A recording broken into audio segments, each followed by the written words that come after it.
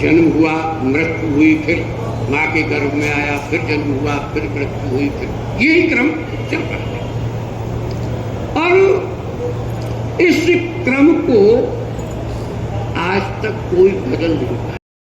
दुख में दुखी ना,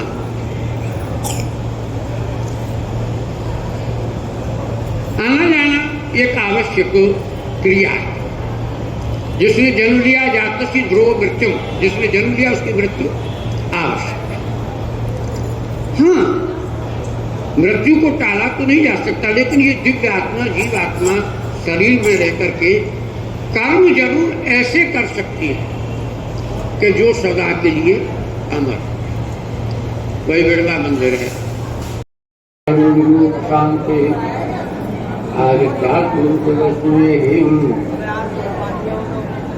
भगवान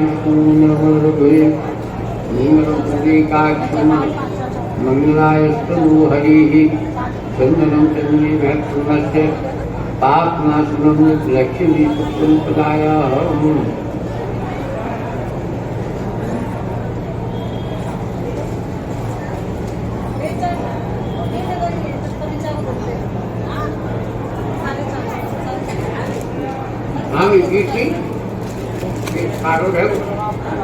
हो गया और कोई रिवाज कोई मुझे होता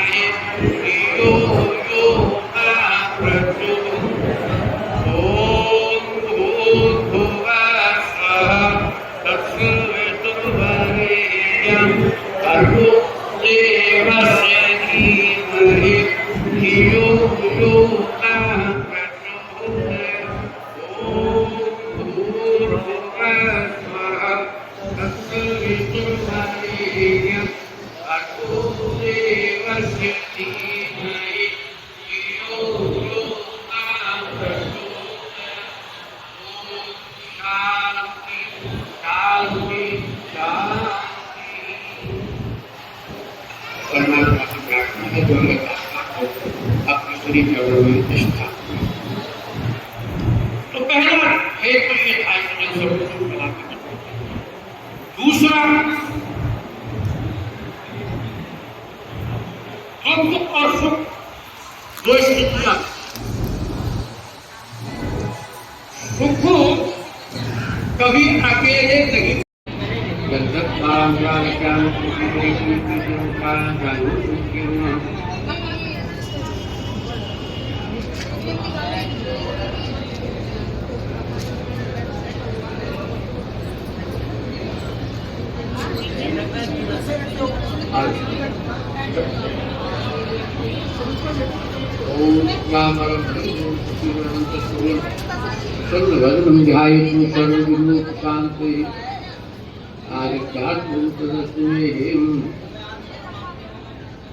भगवान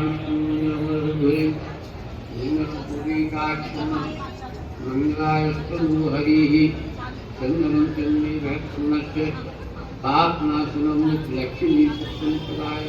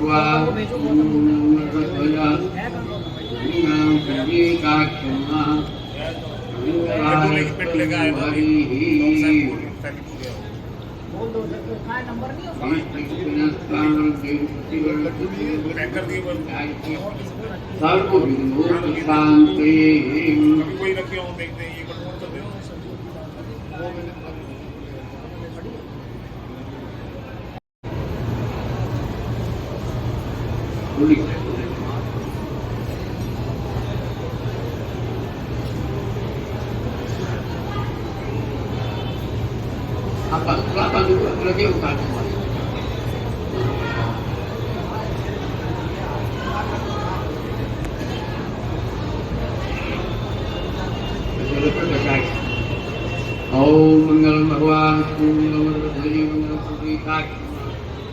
हरि शुक्लांबरम वंदेवं शशिवर्णं चतुर्भुजं प्रसन्नवदनं ध्यायतु सर्वविघ्नोपशान्तये।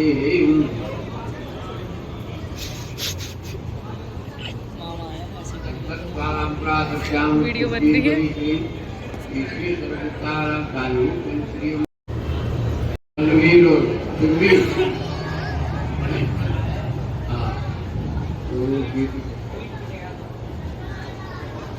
ओम कृष्णोन्द्रोर्गस्रवाः कृष्णः कृष्णर्तारक्षो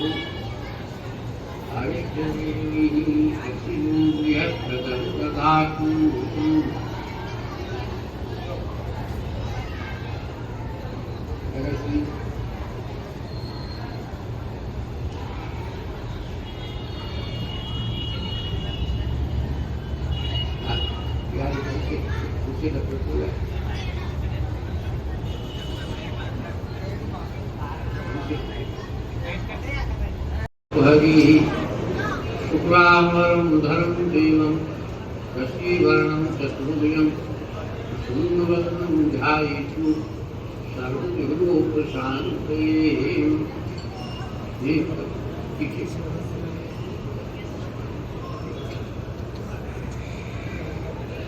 सर्वविघ्नोपशान्तये।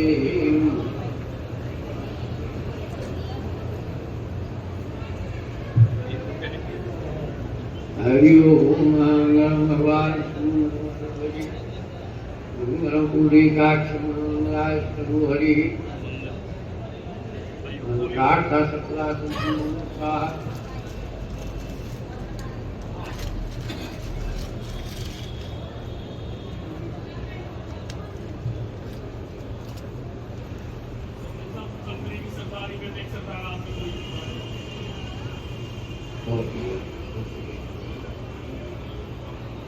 सरदारी का सम्मान करते हुए न्यास की सरकार से वर्णित कर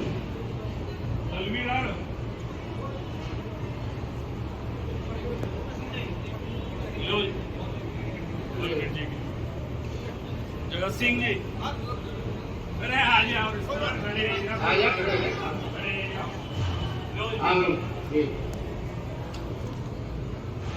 जगत सिंह गर्मी की पकड़ा देंगे सर मालूम मारे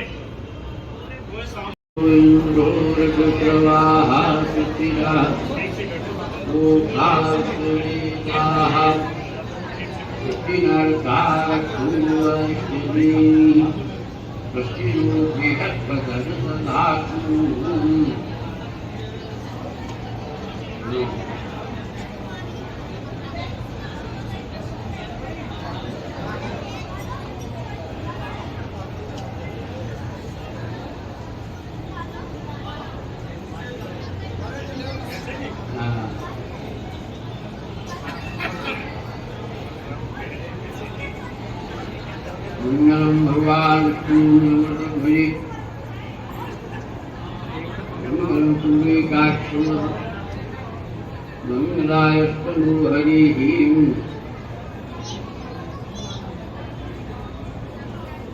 ओम कृष्णोन्द्रोर्गस्रवाः कृष्णः ओखार्षवेदाः कृष्णर्तारक्षो कृष्णो बृहस्पतिर्दधातु।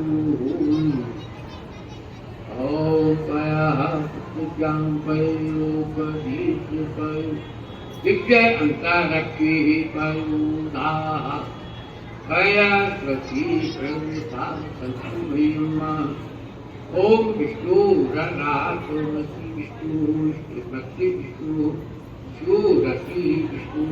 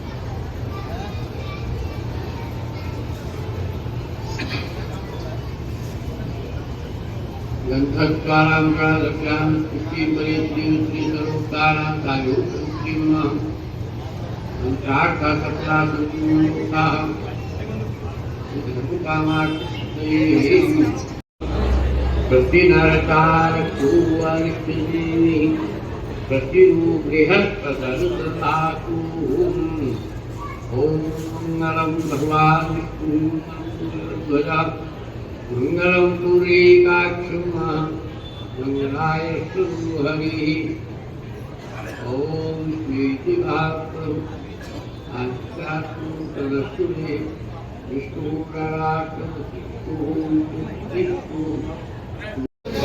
आगे तो नहीं हुआ ये बेल के लगे आइए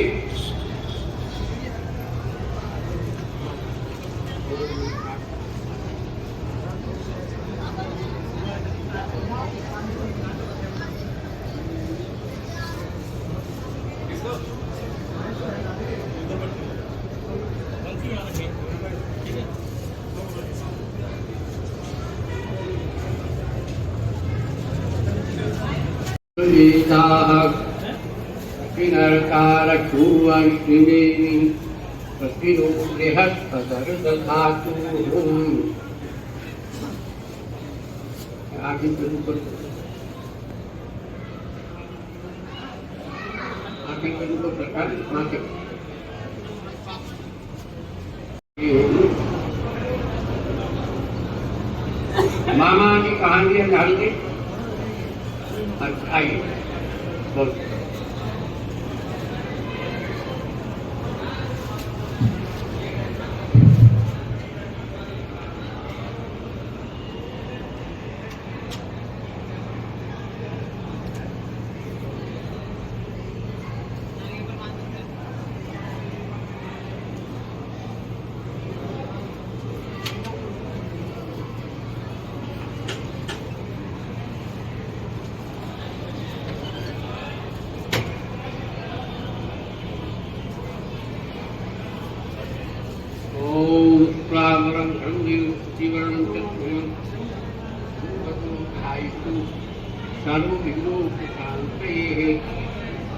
मंगलम भगवान मंगलम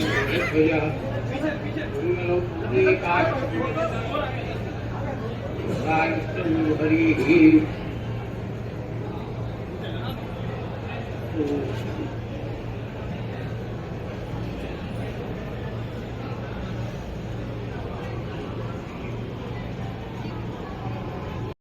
फैक्ट्री का वहाँ के समाज की रही और दूसरी अग्नि जो है वो यहाँ के दिल्ली समाज की है।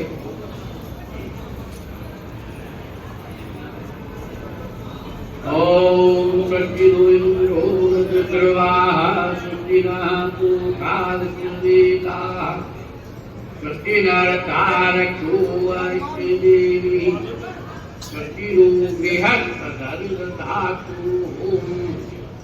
मंगलम भगवान विष्णु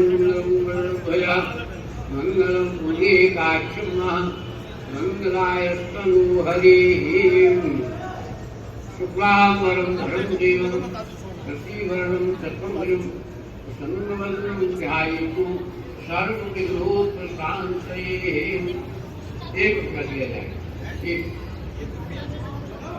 ज्यादा मना कर अब एक ही जगह बड़ी 10 का 5 का चल जाएगा और एक बड़ी श्री सर्वतारा साधु कर्म श्री एक ना लगे हम शुद्ध शुद्ध करें।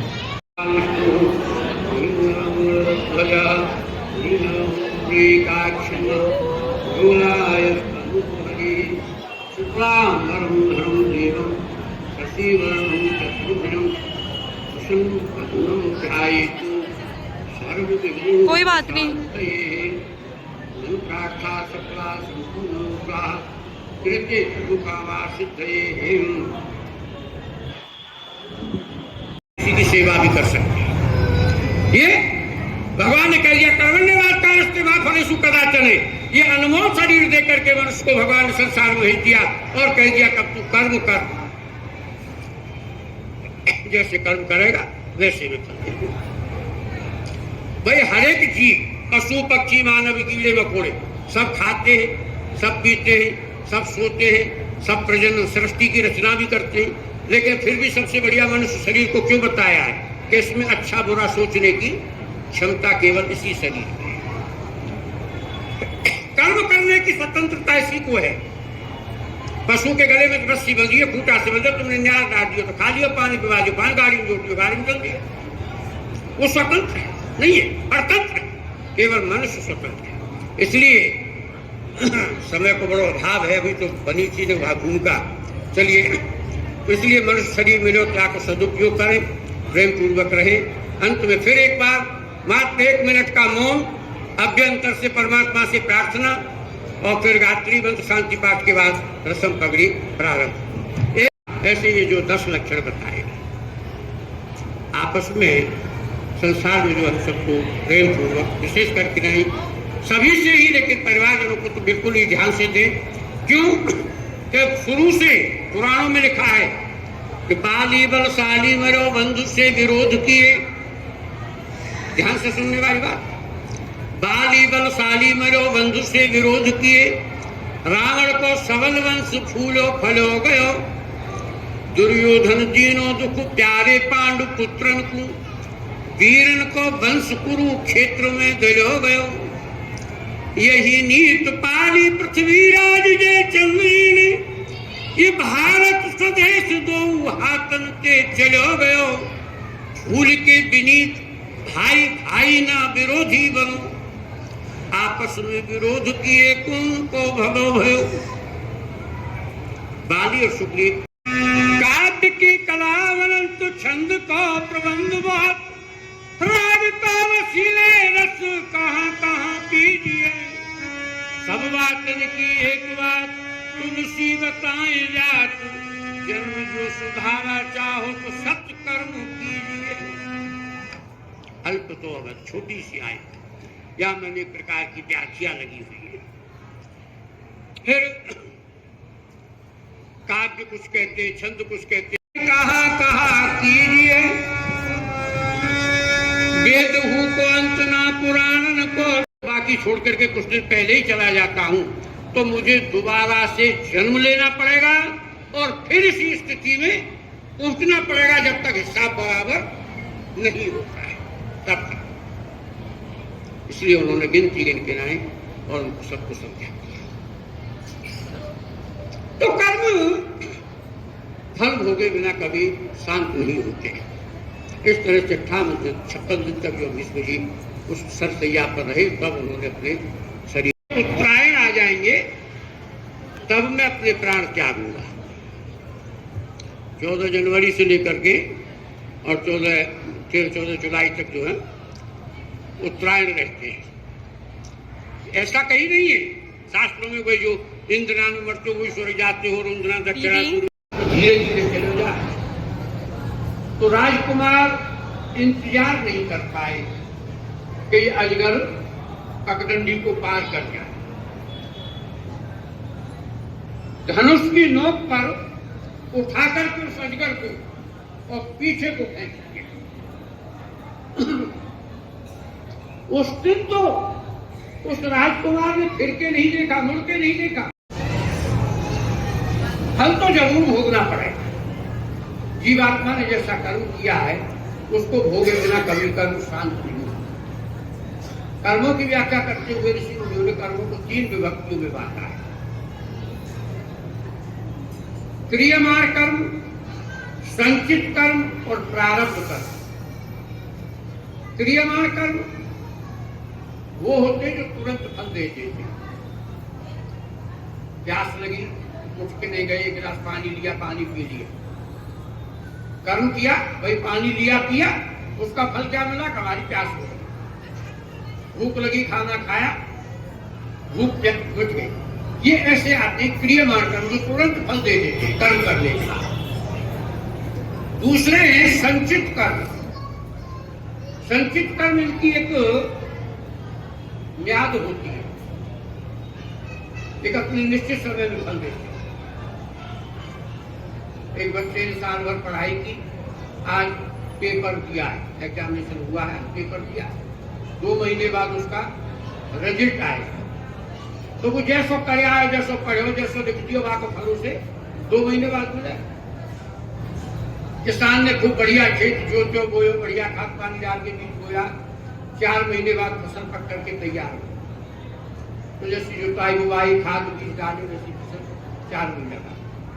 तो ऐसे कर्म जो ये आते हैं संचित कर्म, एक म्याद के अंदर समय के अंदर फल देते हैं।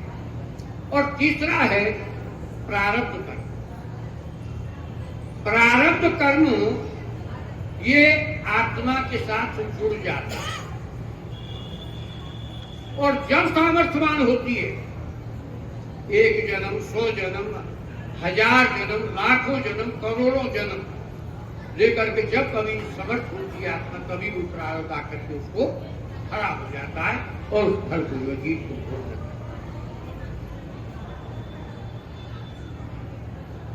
द्वापर युग में महाभारत युद्ध हो चुका है, 18 खोड़ी सेना मारी जा चुकी है, 5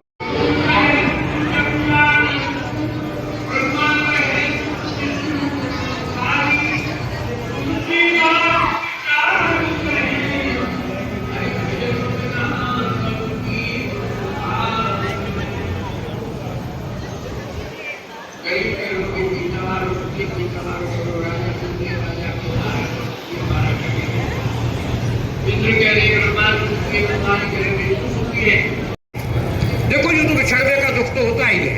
यहाँ पर जिस पलंग पर पिताजी बैठे रहते थे, लड़कियां आती थी, पापा जी पिताजी पिताजी, बच्ची आ रही है दादाजी दादाजी। आज वो जगह इनको खाली दिखाई देगी। ये बच्चे भी निश्चिंत होकर के काम के लिए निकल जाते थे, क्यों? घर पे पिताजी। अब वो सहायक सहारा देगी, जगह खाली मिले तो दुख तो होता ही है, लेकिन फिर भी क्योंकि मरना मृत्यु आवश्यक है। और ऐसी सुख संपन्न भरी पूरी परिवार छोड़ करके पोते पड़ोते आदि को सबको सुख दे करके परमात्मा ऐसी सबके लिए अंत समय दे, ऐसी कोई दुख वाली बात नहीं है। इसलिए जो है परमात्मा खूब इस फुलवारी को, बगीचा को जो है ऐसे ही खिलाए रखे, इसमें से ही नित नए फूल जो है खिलते रहे, सभी लोग प्रेम मोहब्बत से सब परिवार जने एकत्र होकर के विराजमान है। ये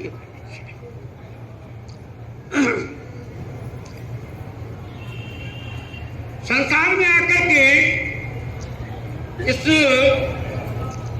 प्रारब्ध जो है जीवात्मा के साथ में लगे रहते हैं, ये सब आवागमन सिर्फ उसी लिए होता है। या कोई अतिथि भूखा या प्यासा बैठा हुआ है तो तुम्हारे उस 1 लोटा जल को भगवान स्वीकार नहीं करेंगे, समझे? मातृ देवो भव, पितृ देवो भव, गुरु देवो भव, अतिथि देवो भव। माता पिता गुरु और अतिथि ये 4 देवता साक्षात। तो देवता ने ढूंढने कोई जरूर नहीं जाए। भगवान कभी नहीं कहते बिल्कुल नहीं है फुर्सत, बिल्कुल मत जाओ भगवान के मंदिर, कहीं कथा सुनने मत जाओ, कहीं पूजन में मत जाओ, तुम अपने बुजुर्गों की सेवा कर लो, उनका आशीर्वाद ले लो, हमारी सब कामना सफल है। देवता भी जैसा वरदान नहीं दे सकते जैसा पितृ लोग देते। देवता ने कभी किसी को अमर होने का वरदान नहीं दिया। भाई रावण ने वरदान मांगा अमर होने का, तो कहती मानर मनुष्य जात हुए बारे, मनुष्य बंदर की तो औकाती क्या, फिर उन्हीं के हाथ मारा। तो ऐसे ही सबने जितने वरदान मांगे अमर किसी को नहीं किया। हिरण्यकश्यप मरा, दिन में नहीं, रात में नहीं, घर नहीं, बाहर नहीं, भीतर नहीं, आदमी नहीं, पड़ा नहीं, ऊपर नहीं, नीचे, कितनी बातें मांगी, सबका बचाव करके फिर भी उसको नरसिंह रूप धारण करके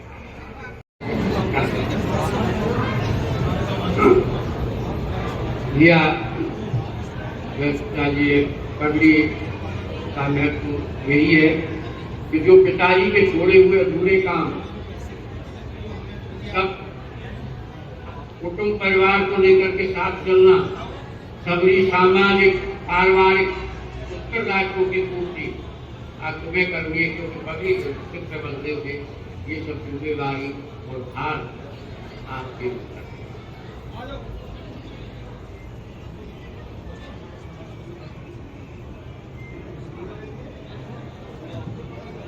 हाँ, सबकी मर्जी है।